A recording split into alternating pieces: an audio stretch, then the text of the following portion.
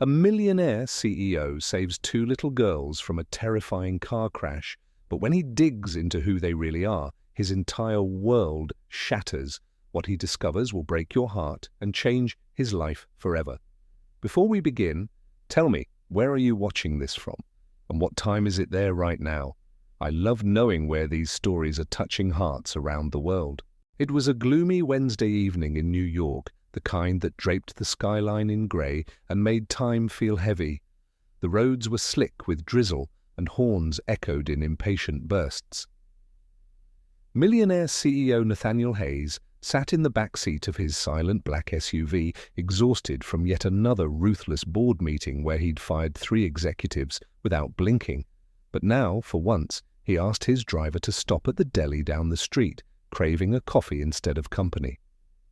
As he stepped out and walked toward the shop, something sharp twisted in his gut. A strange pull he couldn't explain. That's when he saw them. 2 little girls, no older than 7 or 8, standing alone at the edge of the sidewalk across the street. They were barefoot, despite the cold, their pink frocks muddied, and their blue knickers peeking beneath as they held hands tightly, their matching blue eyes wide with fear and innocence. Their curly golden hair stuck to their cheeks from the mist, and they looked like delicate porcelain dolls misplaced in a brutal world. Nathaniel paused, watching them from across the road, his brows furrowed, heart knocking strangely against his ribs. But before he could cross the street, a speeding car screamed around the corner, spinning out of control. Everything slowed, tires shrieked, people gasped, and the girls froze like deer in headlights, unable to move as the vehicle tore toward them like fate itself. Without thinking, Nathaniel dropped his coffee and sprinted, the icy pavement unforgiving beneath his leather soles, each second dragging like molasses. He reached them just in time, grabbing both girls with his arms and diving them into the dirt, shielding them with his own body as the car crashed into the lamppost beside them with a deafening bang. Glass shattered, metal twisted, screams filled the air, and for a moment nothing existed except the sound of his own ragged breathing and the trembling of 2 tiny bodies clinging to him. Blood trickled down his forearm from a gash, but he didn't care. His hands cupped the girls' heads protectively, whispering, "You're safe now, I've got you." One of them whimpered, "Are we going to die?" And his throat tightened. "Not on my watch, baby girl," he replied, voice thick with emotion he didn't understand. Sirens wailed in the distance as a small crowd formed, but Nathaniel didn't move. He was staring into those piercing blue eyes that seemed hauntingly familiar, as if they knew him from another life. The paramedics rushed in, checking the girls first, who kept clinging to his suit like he was their father, refusing to let go. "What are your names?" he asked gently, and the smaller one whispered, "Hope," while the other added, "And I'm Faith." Nathaniel blinked hard, struck by the weight of those names, too poetic to be accidental. "Where are your parents?" he asked, and they both went silent, eyes lowering. Then Hope murmured, "We live with Grandma, but she's very sick." Faith added quietly, "We were going to get medicine when the crash happened." Nathaniel's chest ached with a strange kind of pain he hadn't felt in decades, the kind that no money could fix. As they were taken to the hospital, he rode along without hesitation, his expensive suit torn and soaked, hand still holding theirs. The doctors assured him they were physically fine, but emotionally fragile, malnourished, and clearly neglected. As the girls curled up in the ER bed together, sleeping with their tiny hands gripping his, something stirred in him, a sense of responsibility he couldn't explain. He stared at them for what felt like hours, mesmerized by their faces, their resemblance to someone he once knew but had buried deep in his past. Could it be? No, it couldn't. Still, he couldn't ignore the ache growing inside him.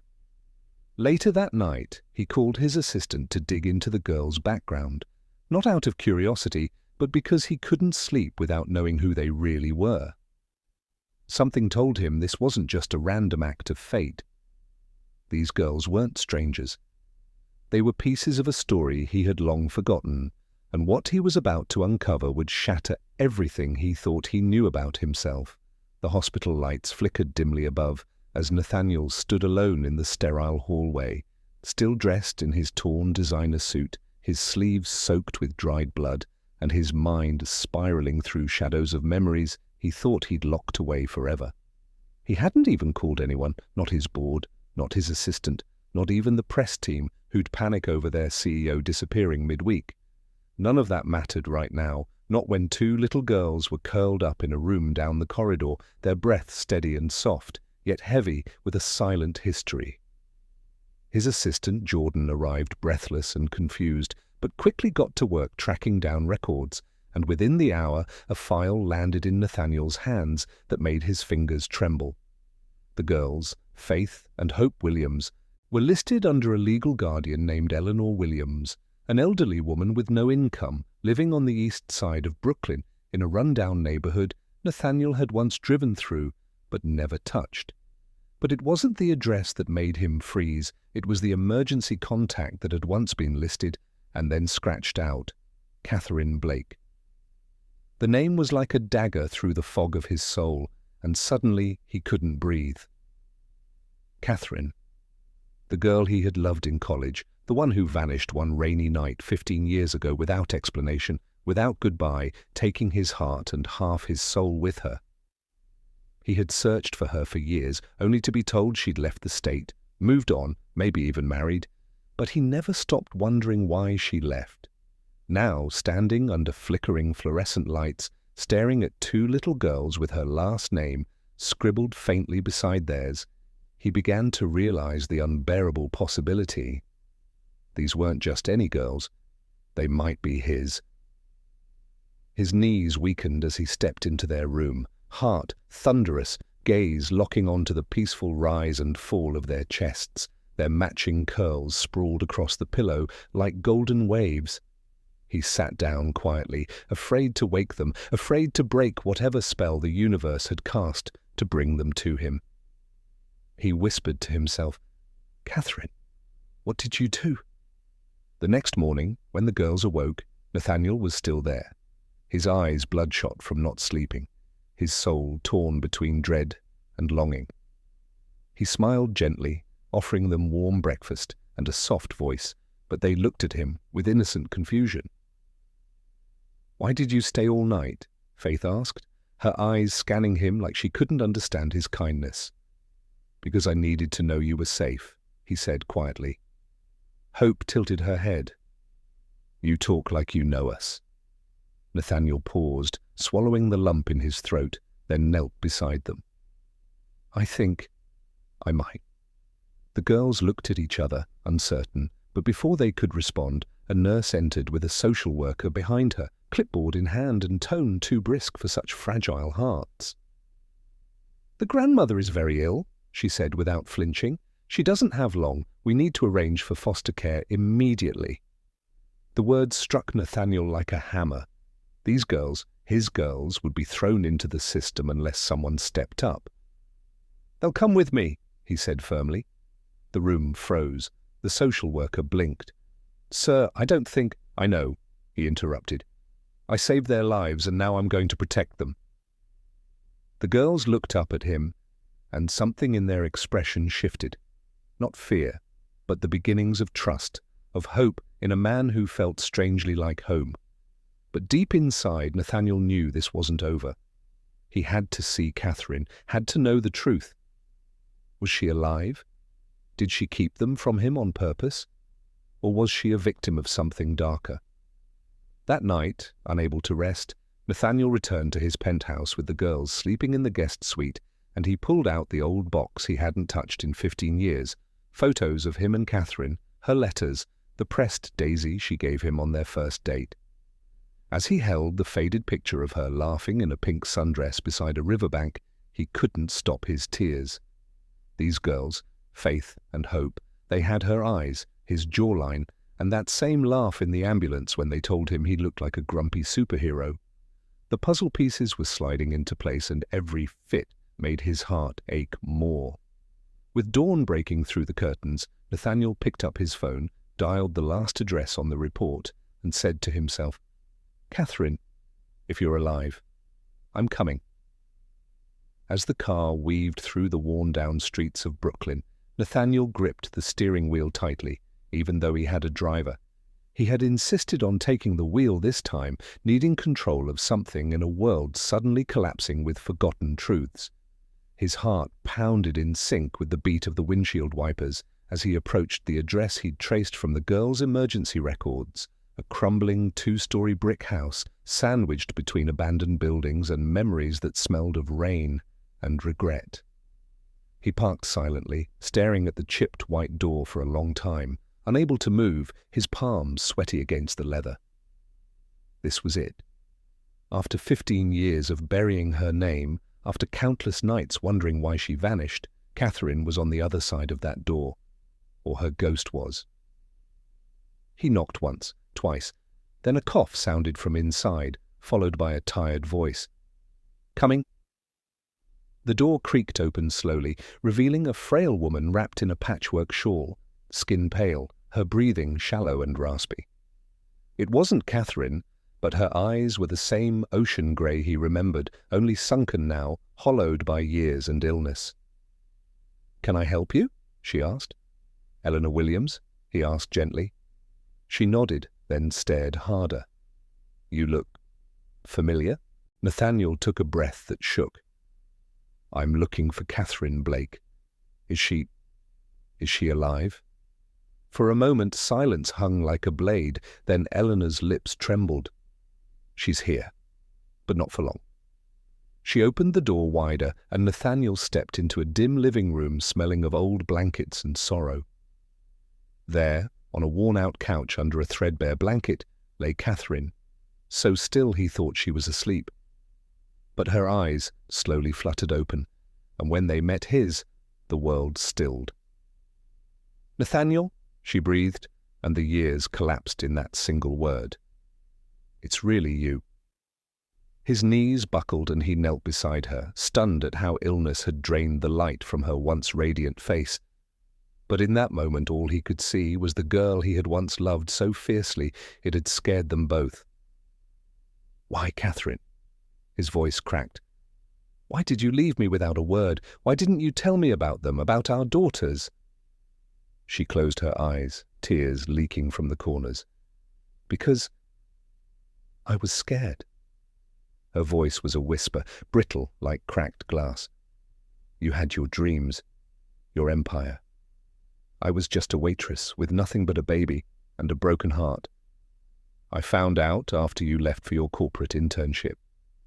I wrote to you, but you never answered." Nathaniel's breath caught. "I never got a letter." She opened the drawer beside her and pulled out a stack of envelopes, all unmailed, never stamped. "I never had the courage. I thought you'd moved on, and then I got sick, and the girls, they became my everything." Nathaniel covered his face, his soul breaking in his hands. "Catherine, you should have told me. I would have taken care of you, of them." She looked at him with eyes full of sorrow and apology. "I didn't want to be a burden. I just wanted you to live free." "But I wasn't free," he said, trembling. "I've never felt whole since you left." She reached for his hand and he held hers like a lifeline. "They don't know," she whispered. "They think their father died in war. I didn't want them to feel abandoned." Nathaniel's heart cracked further, imagining those girls growing up believing they were unwanted. "I want to tell them," he said firmly. "They deserve the truth. You deserve peace." Catherine smiled faintly, pain behind every breath. "Will you take them, Nathaniel? When I'm gone, will you give them the life I couldn't?" "I swear it," he whispered, voice shaking. "I'll protect them with everything I have. I'll love them like I should have from the start." Catherine nodded, tears slipping down her cheeks as a frail smile broke through. "Then I can finally rest." He leaned in, resting his forehead gently against hers, and for a moment they were just two broken hearts reunited by fate and time's cruel hands. He stayed with her through the night, talking softly, holding her hand as her breathing slowed. And by morning, the The sun rose on a world without her. Catherine was gone. And Nathaniel stood alone in that quiet room, holding a faded photograph of her with the twins when they were babies, his tears falling silently on the image of a family that had lived without him, but not anymore. He wiped his face, walked to the window, and looked out at the city with new eyes.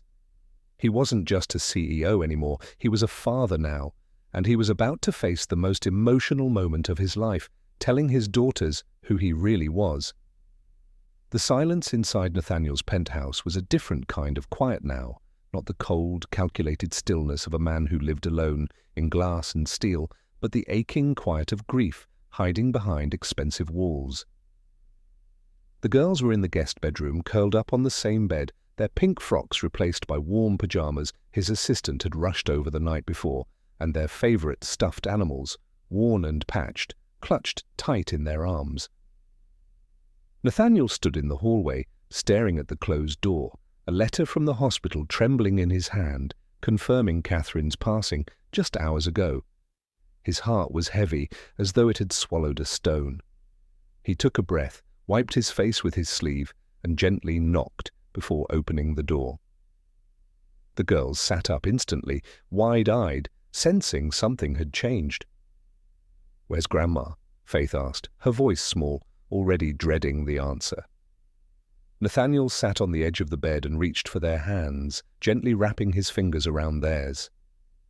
"Girls, I have something very important to tell you," he said softly, and already tears welled up in Hope's eyes. "No," she whispered, shaking her head. "No, please don't say it." Nathaniel's voice cracked. "Your grandma. She passed away peacefully last night. She loved you both more than anything in the world. Her last words were about you, how proud she was, how strong you are." The sobs came suddenly, raw and unfiltered, and both girls threw themselves into Nathaniel's arms, burying their faces in his chest, wailing in a way that shattered every defense he ever built. He held them like they were the last warmth in the universe, rocking them gently, whispering, "I'm here. I'm not going anywhere." For the longest time they just cried, and he let them. No words could fix it, only presence, only love. When the storm finally softened to sniffles and shudders, Nathaniel looked into their tear-streaked faces and knew he couldn't wait any longer. "There's something else I need to tell you. Something your mum wanted you to know." The girls blinked at him, eyes red and swollen, hearts still fragile. "Mum?" Hope whispered. Nathaniel nodded slowly. "Your mother, Catherine. She didn't die years ago like you were told. She was alive until last night, and I was with her." They gasped in unison, clinging tighter to his sleeves. "You knew her?" Faith asked, voice barely audible. "I loved her," he said, tears filling his eyes again. "A long time ago we were very close, and she never stopped loving you." The girls stared at him, confused. "But why didn't she tell us about you?" Nathaniel's voice quivered. "Because she was scared. She thought I had moved on, but the truth is, I never even knew you existed." Their eyes widened, Hope's bottom lip trembling. "What do you mean?" Nathaniel dropped to his knees, cupping their tiny hands in his. "I didn't know. Because if I had, I would have been there from the moment you opened your eyes. I missed your first steps, your first words, and I'll regret that every day of my life." Faith touched his face, gently. "Then, who are you to us?" The silence swelled. Nathaniel swallowed hard and said, with a voice so tender it cracked open the walls around them, "I'm your father." Time froze. The air grew still. The girls looked at him, eyes flickering with disbelief, confusion, fear, and something fragile, something like hope. "Our dad?" Hope repeated as if the word was foreign. "Yes," he said, tears spilling freely now. "I am, and I know it's hard to believe, but your mother told me everything before she passed, and she wanted you to know that you were never unwanted, never unloved." The girls sat in stunned silence, processing a truth so massive it didn't fit in their little hearts all at once. Then Faith whispered, "Do you want us, even now?" Nathaniel let out a sob, pulling them both into his arms again. "More than anything, you are my daughters, my heart, my second chance at life." Hope began to cry again, but this time it wasn't pain. It was something softer, something like release. "We always wished for a dad," she whispered. "We used to talk about him when we looked at the stars." Nathaniel smiled through his tears, pressing his forehead to theirs. "Then let's wish on those same stars tonight, together." That evening, they stood on the penthouse balcony, bundled in blankets, Nathaniel between them with an arm around each small shoulder, looking up at the sky. The stars shimmered above New York, distant but not unreachable. "She's one of those now," Faith whispered. "She's watching us." Nathaniel nodded, voice full of quiet strength. "She is, and she's proud." That night, as he tucked them into bed and kissed their foreheads, he whispered, "No matter what happens, I'll never leave you. You're safe now, you're home." And for the first time in their short, troubled lives, they believed him. Weeks had passed since that heartbreaking night, the night Nathaniel told two little girls who they truly were, and the night two fragile souls began calling him Dad for the very first time, with voices trembling like spring rain. The once quiet penthouse had transformed into a sanctuary of giggles, misplaced toys, bedtime stories, and spilled cereal.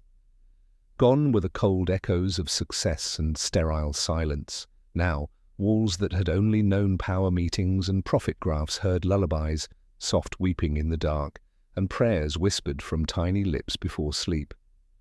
Nathaniel had changed, not the way most men do under pressure or love, but in the deepest, most irreversible way, from the inside out. He no longer sat in his office behind walls of glass calculating numbers. He was now calculating moments, learning how to braid hair with shaky fingers, packing lunches with love-stained hands, and attending school recitals where little voices sang off-key, but in perfect harmony with his heart. Yet, amidst the joy, grief still lingered like a shadow, soft and ever-present. Catherine's absence was deeply felt, on birthdays, in bedtime conversations, and especially in the quiet moments when the girls would look out the window and whisper to the stars. One chilly Saturday afternoon, the three of them returned to Brooklyn, not just to the house where it all began, but to the crumbling graveyard beside the old church, where Catherine was now laid to rest beneath a simple white headstone etched with, "She lived quietly, but loved loudly." Nathaniel held each girl's hand as they knelt beside the grave, placing daisies, Catherine's favorite, at its base. "Hi, Mommy," Hope whispered. "We miss you." Faith added, "Daddy takes care of us now, and we tell him about you all the time." Nathaniel knelt beside them, swallowing the lump in his throat. "I promise I'll give them the life you dreamed for them. I'll teach them to be strong, kind, and brave, just like you." The wind stirred softly through the trees, almost like a mother's breath, and the girls smiled through their tears, feeling her presence in the air. On the way home, Nathaniel stopped at a red light and glanced in the rearview mirror to find them fast asleep in their car seats, arms tangled together like always, cheeks flushed with peace. That night, as he tucked them in, Hope asked, "Daddy, are we really going to stay here forever?" Nathaniel brushed back her curls and said with a soft, unwavering smile, "Forever and longer." Faith added, "Even when we're grown up?" He nodded. "Even then, because home isn't a place, baby girls, it's a person, and you are mine."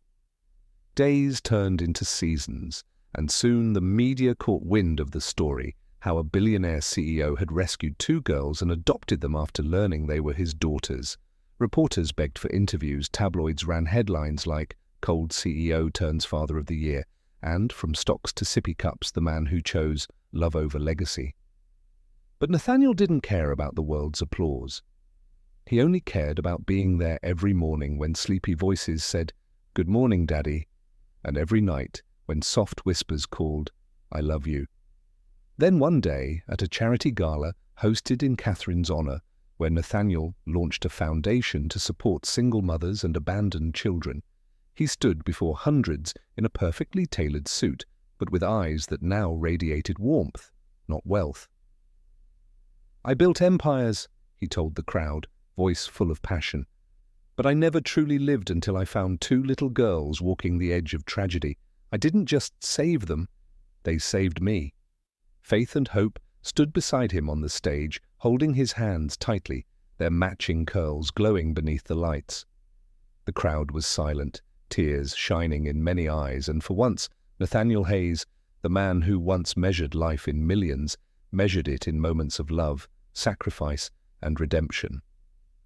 That night, as they danced in their living room in pajamas under fairy lights, the girls twirling around him to an old record Catherine used to love, he knew he had everything he'd ever need.